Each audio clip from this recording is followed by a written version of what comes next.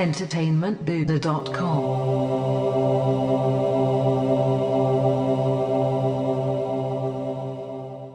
Hey now, Star Wars fans, Matt Haywood here to review one of the most controversial AAA releases in 2017, Star Wars Battlefront 2, or what I'd like to call the game with two faces.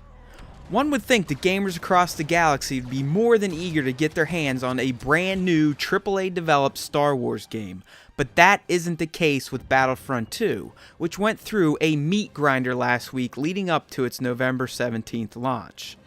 To make a long story short, gamers took umbrage with the fact that Battlefront 2 was going to feature a pay-to-win loot crate system, which clearly would have given advantages to players who spent more money on the game's purchasable currency. Free players would have been at a serious disadvantage in the system, so after major backlash on Reddit last week, EA decided to temporarily remove the paid crates from the game. While that was an unexpected yet smart move, the PR damage had already been done, and Battlefront 2's allure was forever tarnished for both Star Wars fans and gamers looking for a Star Wars-themed multiplayer shooter. Being the massive Star Wars fan that I am, I had never let the multiplayer BS affect my decision to play the game or not, but I 100% support those who did decide to boycott it after EA's mishandling of the loot crate and progression system issues.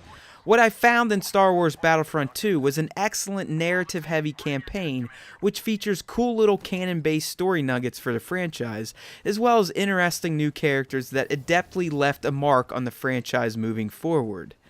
The campaign gameplay is mediocre at best, and quite frankly Battlefront 2's gameplay in general feels a bit clunky and robotic when compared to other AAA shooters like Destiny 2 and COD World War II, but the story for me completely overshadows the shortcomings in the gameplay. I found the character of Iden Versio to be very intriguing and ultimately likable, even though she's a part of the Empire. She just offers a new perspective on the galactic conflict we've mostly only seen from the perspective of the rebels, so I found her story in general to feel fresh and interesting. On top of Iden's journey, you also get to check in with some of the franchise's most iconic characters such as Luke Skywalker, Princess Leia, Han Solo, and even Lando Calrissian. Each one of these missions also provided a few more insights into the state of the galaxy post the Battle of Endor, and how the heroes of the original trilogy were getting along with their plans to vanquish the Empire for good, while also establishing a new republic. The campaign story was good enough for me to make me feel like Battlefront 2 is worth playing, especially if you're a die-hard Star Wars fan. We aren't getting AAA developed Star Wars video game content anywhere else at this point in time, so the fact that Battlefront 2 actually featured a competent and enjoyable campaign was enough to get me behind it. Although, when it comes to multiplayer, I do feel like Battlefront 2 has a ton of content and modes to explore, but at the same time, it just doesn't feel that fun. To me, multiplayer shines with Battlefront 2's arcade mode, which offers single-player and/or local co-op modes against the AI.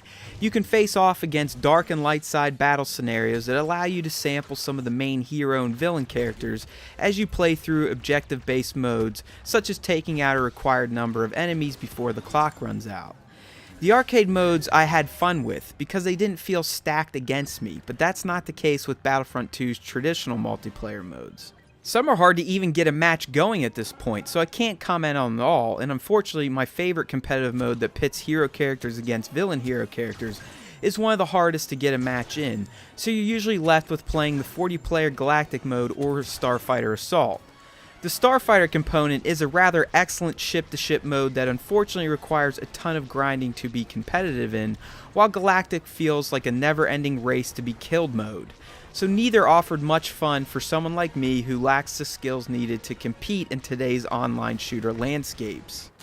That's a shame because the multiplayer mode, like the single-player campaign, appears to have been given plenty of attention and thought. The game looks fantastic across all modes and is very detailed and crisp looking on the Xbox One X in particular. The sound design is naturally awesome because it draws upon the massive library of Star Wars sounds and themes that have existed for decades.